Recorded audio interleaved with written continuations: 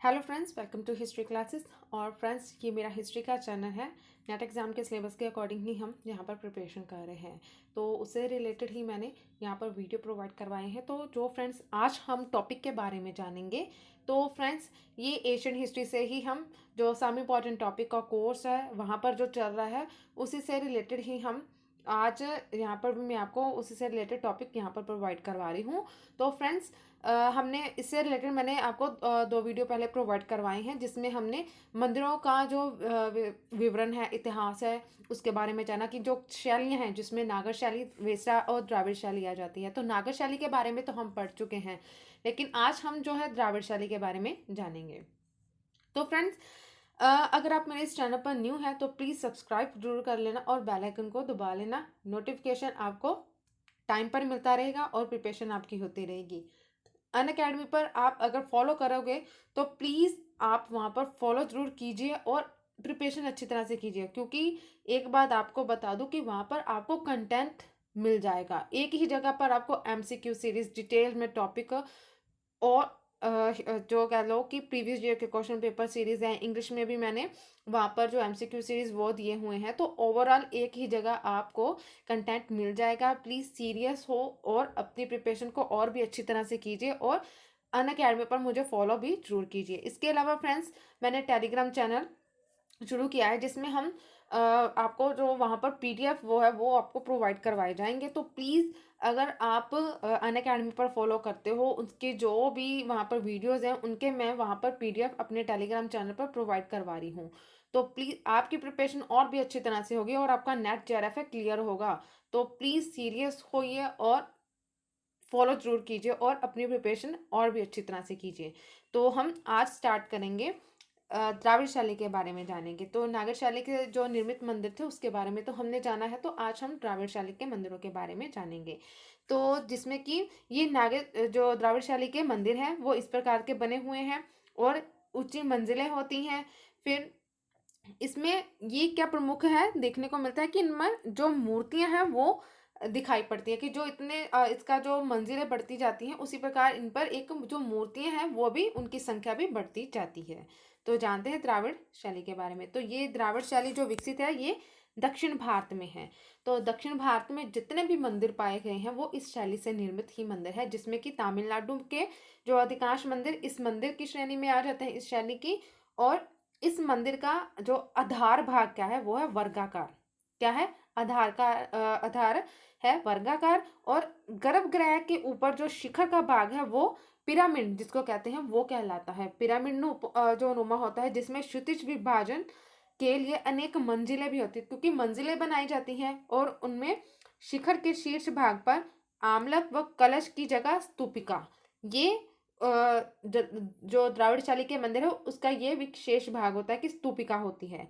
शैली के काफी मंदिर विशेषता पाई गई है और इसमें क्या है कि इसमें ऊंचे होते हैं मंदिर और इनका विशाल प्रांगण जो है वो उससे घिरे हुए होते हैं, विशाल प्रांगण से। क्योंकि विशाल प्रांगण में क्या है, वहां पर मंदिर जो छोटे छोटे होते हैं, प्रांगण में छोटे छोटे अनेक मंदिर हैं, कक्ष होते हैं और जल कुंड भी वहां पर मिल जाते हैं। परिसर में कल्याणी और पुष्करणी के रूप में जलाशय भी वहां पर स्थायी स्थित होते हैं, निर्मित हुए होते हैं। प्रांगण का मुख्य प्रवेश द्वार क्या कहलाता है? गोपुरम। क्या कहलाता है? गोपुरम। और इसमें विशाल प्रांगण में विशाल क्या चीज है? दीप स्तंभ और ध्वज स्तंभ का भी विधान इसमें देखने को मिलता है, जो द्राविड़ शैली के मंदिर हैं। द्राविड़ स्थापत्य शैली जो है ये दक्षिण और दक्कन के मंदिरों में से है और कुछ पुराने जो नमूने हैं वो उत्तर भारत और मध्य भारत में भी पाए गए हैं। जो इस शैली के जो नमूने हैं वो वहां पर भी मिलते हैं, जिसमें कि लड़खान का जो पार्वती मंदिर आ गया है और ऐहोल के कैंठगुड़ी और मेगुती मंदिर वो वहां पर हमें देखने को मिलते हैं। इस शैली से निर्मित ये मंदिर है जो मध्य भारत और उत्तर भारत में मिले हैं। आगे है, द्राविड़ मंदिरों में विमान के ऊपर मूर्तियां आदि की जो संख्या है वो बढ़ती चली जाती है। जैसे कि हमने बताया है मैंने कि जो इसकी जो ऊंचाई बढ़ेगी उसी प्रकार जो मंदिरों में उसकी जो मूर्तियां हैं उनकी संख्या भी बढ़ती जाएगी। द्राविड़ स्थापत्य में स्तंभ और प्लास्टर जो है उसका प्रचुर प्रयोग किया गया है। शैली में अगर कोई शिव मंदिर है तो उसमें क्या हमें देखने को मिलता है, एक चीज होती है कि शिव मंदिर के बिल्कुल सामने नंदी मंडप जो होता है वो भी हमें दिखाई पड़ता है। तो ये विशेष महत्व है इसका, क्योंकि जो शिव मंदिर होगा उसके सामने नंदी मंडप भी देखने को मिलेगा। इसी प्रकार जो विष्णु मंदिर होते हैं उसमें एक गरुड़ मंडप भी देखने को मिलता है, वो भी होता है। इसमें जो इसकी द्राविड़ शैली के जो मंदिर है, जिसमें कांची का स्थित कैलाशनाथ मंदिर, ये द्राविड़ स्थापत्य का एक प्रमुख उदाहरण है। और किसके द्वारा था बनवाया गया? राज सिंह और उसके जो बेटे थे महेंद्र तृतीय, उनके द्वारा ये बनवाया गया था। जो कांची में स्थित है कैलाशनाथ मंदिर, और द्राविड़ शैली से निर्मित ये मंदिर है। तो अधिकांश मंदिर दक्षिण भारत में इस शैली से पाए गए हैं। आगे है वेसरा शैली। वेसरा शैली क्या है? तो इसके इतने मंदिर नहीं देखने को मिलते, सिर्फ कर्नाटक और महाराष्ट्र में है। और ये दो शैलियों का मिश्रण है, एक है नागर शैली और दूसरी द्राविड़ शैली, और उसी से मिलकर बना है वेसर शैली। वेसर का मतलब होता है नयापन, नवीनता। तो नागर और द्राविड़ शैली के मिश्रित रूप से वेसर शैली की संज्ञा दी गई है। और वेसर जो है ये कन्नड़ भाषा का वेसर शब्द से बना है, जिसका अर्थ क्या होता है? नवीन रूप। रूप जो है वो नवीन प्रकार की रूप आकृति होने के कारण वेसर शैली दी गई है, क्योंकि दोनों का जो मिश्रण है, तो दोनों का मिश्रण एक नयापन लेकर आता है, तो उसको ना दिया गया है नवीन, मतलब वेसर। और क्योंकि भाषा अलग अलग होने के कारण भाषा के भाषांतर होने से वेसर जो है वो बेसर बनेगा। क्योंकि मंदिर के बारे में हमने जैसे कि जाना था कि अलग अलग भाषाओं में जो मंदिर होते हैं उनको भी अलग अलग नाम दिए गए, तो ऐसे ही भाषा अंतर होने के कारण वेसर बेसर बन गया। विन्यास में जो द्राविड़ मंदिर तथा रूप में नागर शैली जैसा है, विन्यास जो देखने को वो द्राविड़ शैली का है, लेकिन जो रूप उसका है देखने को नागर शैली का। दो शैलियों का जो अक्स है वो देखने को मिलता है, तो उसकी झांकी दोनों शैलियों की वो मंदिरों में देखने को मिलती है, जो दोनों प्रकार के शैलियों से मिश्रित मंदिर जो बना हुआ होता है उसमें। मंदिरों की संख्या सबसे कम है जो इस शैली के मंदिर हैं, और विंध्य पर्वतमाला और कृष्णा नदी के बीच ये शैली के मंदिर निर्मित है, वो देखने को मिलते हैं। अधिकांश जो मंदिर है वो कहाँ पर है? कर्नाटक और महाराष्ट्र में इन मंदिरों के केंद्र वो माने गए हैं। राष्ट्रकूट, होयसर, चालुक्य वंश कत्प्य मंदिर इस शैली में निर्मित मंदिर है। वेसर शैली में बौद्ध चैत्यों के समान अर्धचंद्राकार संरचना भी देखी गई है, जैसे कि अहोल का जो दुर्गा मंदिर है।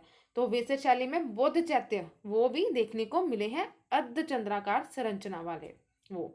फिर मध्य भारत और दक्कन में स्थान स्थान पर वेसर शैली के कुछ अंतर भी पाए गए हैं। तो इस शैली में कुछ अंतर भी पाए गए हैं स्थान स्थान पर, मध्य भारत और दक्कन में। जिसकी उदाहरण क्या है? पापनाथ मंदिर और पट्टदकल जो मंदिर है वो। तो ये दो उदाहरण मंदिर है जो इनमें वेसर शैली में कुछ जो अंतर वाले मंदिर ये हैं दो, पापनाथ और पट्टदकल मंदिर। आगे है इन दोनों का जो नागर शैली और जो वेसर शैली है, थोड़ा सा उनका डिफरेंस जान लेते हैं कि वो क्या है नागर और वेसर शैली के बीच। जो नागर शैली के मंदिर हैं वो होते हैं वर्गाकार। क्या है? वो वर्गाकार आधार में निर्मित होते हैं, लेकिन जो द्राविड़ शैली के हैं वो आयताकार होते हैं। शिखर की संरचना पर्वत श्रृंगार के समान होती है, लेकिन ये शिखर जो है ये पिरामिड के आकार का होता है। फिर आगे जो है कि शिखर के साथ उपशिखर की अर्धरैखिक परंपरा है, और इसमें विभाजन और शिखर पर मूर्तियों की जो परंपरा है, क्योंकि मूर्तियां दिखाई पड़ती हैं, तो जैसे कि इनकी संख्या बढ़ती है तो मूर्तियों की संख्या भी बढ़ती है। फिर इसमें आमलक एवं उसके ऊपर एक कलश दिखाई पड़ता है, लेकिन जो द्राविड़ शैली के हैं ये अर्धचंद्राकार संरचना एवं उनके ऊपर एक कलशवत स्तूपिकाएं वो देखने को मिलती हैं।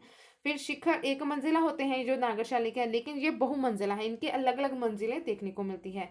गर्भगृह के सामने मंडप व अर्धमंडप होता है, और द्राविड़ शैली में इसमें सिर्फ शिखर विहीन मंडप, चावड़ी या चौलत्री के रूप में संयुक्त महाकक्ष वो देखने को मिलता है। फिर तोरण द्वार होता है इसके जो सामने द्वार के रूप में जो वो तोरण द्वार है, लेकिन इसमें विशाल गोपुरम वो द्राविड़ शैली में देखने को मिलता है। मंदिर सामान्य परिसर होता है, लेकिन इसमें विशाल प्रांगण मिलता है जिसमें अलग अलग मंदिर भी, जलाशय वो भी देखने को मिलते हैं। परिसर में जलाशय आवश्यक नहीं है, लेकिन इसमें कल्याणी जहाँ पुष्करणी के रूप में जलाशय होते हैं। मंदिर प्रांगण में पथक, दीप स्तंभ व ध्वज स्तंभ का भी विधान नहीं है, ये नागर शैली है इसमें नहीं है, लेकिन उसमें दीप स्तंभ व ध्वज स्तंभ का विधान देखने को मिलता है द्राविड़ शैली में। फिर द्राविड़ शैली की तुलना में ये कम ऊंचाई के होते हैं, लेकिन जो नागरशाली की तुलना में ये अधिक ऊंचाई के होते हैं, क्योंकि सिंपल है कि नागरशाली के जो मंदिर हैं कम ऊंचाई के होते हैं, लेकिन द्राविड़शाली के जो मंदिर हैं वो ज़्यादा ऊंचाई के देखने को मिलते हैं। तो ये कुछ जो डिफरेंस है नागरशाली के मंदिर और द्राविड़शाली के मंदिर, वो इस प्रकार है। लेकिन जो इन दोनों का मिश्रण है, इन दोनों के मिश्रण से जो निर्मित मंदिर है वो है वेसरशाली के मंदिर। तो फ्रेंड्स, ये थे आज के कुछ जो टॉपिक हमने जाना है नागर, जो हमारी शैलियाँ हैं नागर, वेसरा और द्राविड़ शैली के बारे में। तो इसी से रिलेटेड एक और वीडियो आएगी जिसमें हम जो इन शैलियों में निर्मित जो मंदिर है उसके बारे में बताऊंगी कि कौन कौन से मंदिर हैं, उनके नाम है। तो वो छोटी सी वीडियो होगी, तो ज़रूर देखिए, क्योंकि कई बार क्वेश्चंस आ सकता है।